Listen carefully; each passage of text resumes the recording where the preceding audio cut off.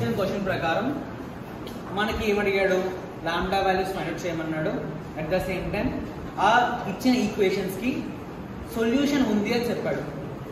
ఓకేనా, lambda values find out చేయమని ఇచ్చిన ఈక్వేషన్స్ కి సొల్యూషన్ ఉంది అని చెప్పాడు. నెక్స్ట్ ఏవైతే వాల్యూస్ వస్తాయో ఆ వాల్యూస్ తో కేసెస్ వైజ్ గా ఫైండ్ అవుట్ చేయమని చెప్పాడు. ఓకేనా, కేసెస్ వైజ్ గా ఫైండ్ అవుట్ చేయమని చెప్పాడు. ఫస్ట్ మనం చూడవలసింది ఏంటంటే సొల్యూషన్ ఉంది అంటే దాని అర్థం ఏంటి, ఇచ్చిన ఈక్వేషన్స్ అనేవి కన్సిస్టెంట్. ఓకేనా, ఆ కన్సిస్టెంట్ లో ఇన్ఫైనైట్ అవ్వచ్చు, యూనిక్ అవ్వచ్చు, ఏదైనా అవ్వచ్చు. సో అది ఫైండ్ అవుట్ చేయడానికి మనం ఈక్వేషన్ సాల్వ్ చేసాం. సాల్వ్ చేస్తే ఏమైందంటే ఇట్లా వచ్చింది.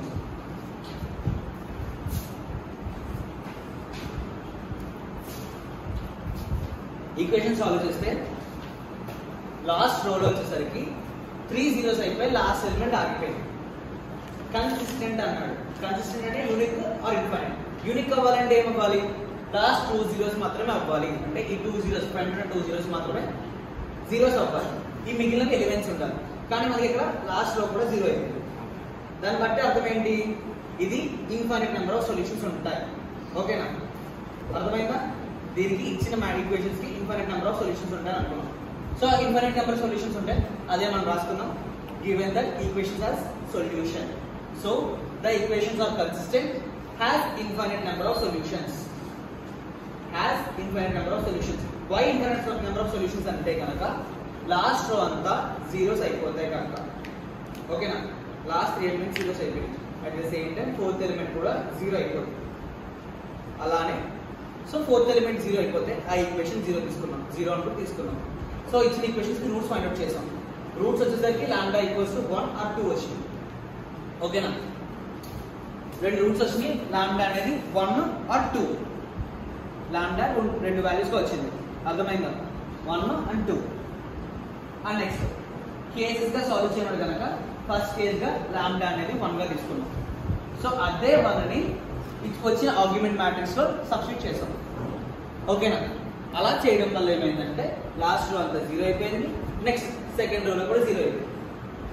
ఓకేనా, దాని ర్యాంక్ ఫైండ్ అవుట్ చేస్తే ర్యాంక్ 2 అయింది. నెక్స్ట్ అలాగే సిమిలర్ గా ఏ ర్యాంక్ కూడా తీసుకున్నాం, దాని ర్యాంక్ 2 ఉంది. 2 ర్యాంక్స్ ఈక్వల్ అయినాయి.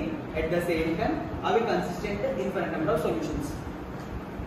సో అలా వచ్చిన వాటిని, ఆ ఈక్వేషన్స్ వచ్చిన వాటిని మనం ఈక్వేషన్స్ గా మళ్ళీ రాసుకున్నాం. ఓకేనా, అలా వచ్చిన మ్యాట్రిక్స్ ని ఈక్వేషన్స్ గా మళ్ళీ రాసుకున్నాం. ఆ ఈక్వేషన్స్ రాసుకున్న పక్షంలో జెడ్ వాల్యూ అనేది అక్కడ ఏం లేదు. అంటే లాస్ట్ లో మొత్తం 0 అయిపోయింది కదా, సో జెడ్ వాల్యూ లేదు.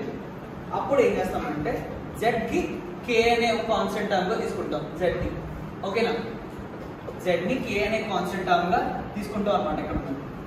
సో నెక్స్ట్ జెడ్ వాల్యూ ఏదైతే కే తీసుకున్నామో ఆ జెడ్ వాల్యూ కే తోనే మొత్తం ఈక్వేషన్స్ అనేది సబ్స్టిట్యూట్ చేద్దాం. అర్థమైందా? అలా చేసినప్పుడు మనకి Z value K, Y value -3 and K X value వచ్చేసరికి 2k + 1 వచ్చింది. వీటిని మళ్ళీ మనం ఈక్వేషన్స్ లో అంటే ఎక్స్ వై వాల్యూస్ లో రాసుకున్నాం. రాసుకున్న తర్వాత నెక్స్ట్ కే ని కామన్ తీసేస్తాం. కే ని కామన్ తీయాలంటే ఫస్ట్ +1 చూసారా, ఆ +1 ని సెపరేట్ గా రాసుకోవాలి. ఓకేనా, అందుకని దాన్ని సెపరేట్ గా రాసుకున్నాం. మనకి మీకు మ్యాట్రిక్స్ మల్టిప్లికేషన్ టైం పీరియడ్ లో, ఎడిషన్ టైం పీరియడ్ లో చెప్పినప్పుడు ఒక విషయం చెప్పాను. కరస్పాండింగ్ ఎలిమెంట్స్ అనేవి మనం మల్టిపుల్ చేసి యాడ్ చేస్తాము, అది మల్టిప్లికేషన్. బట్ మల్టిప్లికేషన్ ఎడిషన్ కి మాత్రం, ఆ సబ్స్టిట్యూట్ మాత్రం మనం పక్కన side by side elements, corresponding elements వాటిని యాడ్ చేస్తాము అని చెప్పేసి అన్నా. ఓకేనా, సేమ్ అదే ఇలా డివైడ్ చేసుకున్నాం. డివైడ్ చేసిన తర్వాత దాని నుంచి కేని బయటకు తెచ్చాం. ఓకేనా, ఇది ఒక కేస్ ఆన్సర్. నెక్స్ట్ ఇలాగే నెక్స్ట్ సెకండ్ కేస్ ఆన్సర్స్ రాయాలి. కేస్ 1 లో 1 తీసుకున్నాం కదా, ఇప్పుడు కేస్ 2 వచ్చేసరికి 2 తీసుకోవాలి.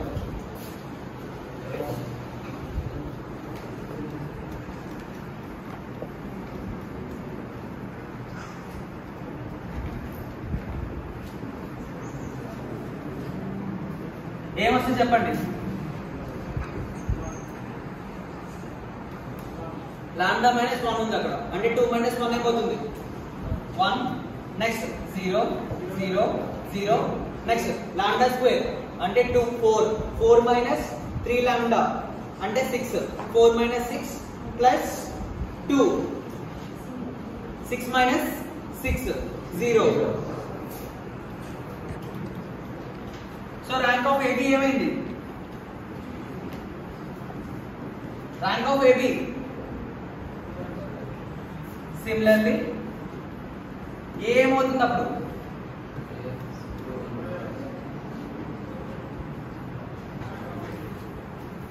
ర్యాంక్ ఆఫ్ ఏ ఏమవుతుంది? ఇది కన్సిస్టెంటే కదా, మళ్ళీ కన్సిస్టెంటే కాదా?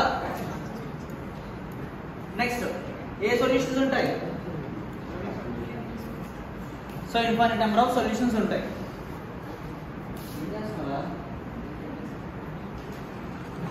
ఇన్ఫైనైట్ నెంబర్ ఆఫ్ సొల్యూషన్స్ ఉంటాయి. సో నెక్స్ట్ ఇక్కడ వచ్చిన సొల్యూషన్స్ లో సేమ్ మళ్ళీ equations రాసుకుందాం. x plus y plus z equals to 1. Next y plus 3z equals to 1. So z ఏమైంది ఇక్కడ? మరి z అనేది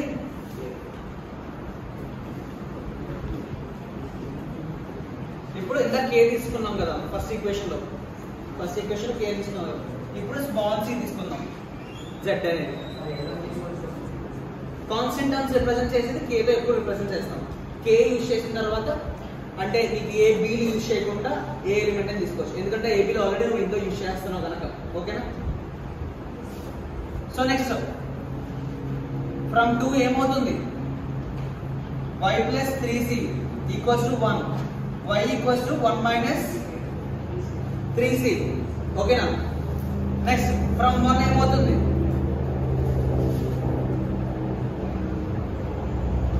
x plus 1 minus 3c plus c equals to 1. ఓకేనా?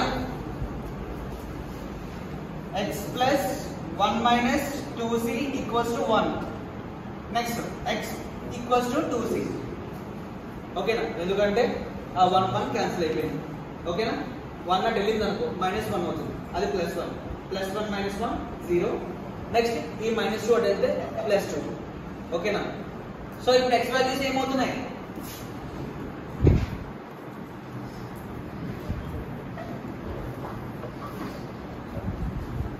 x వాల్యూ ఎంత?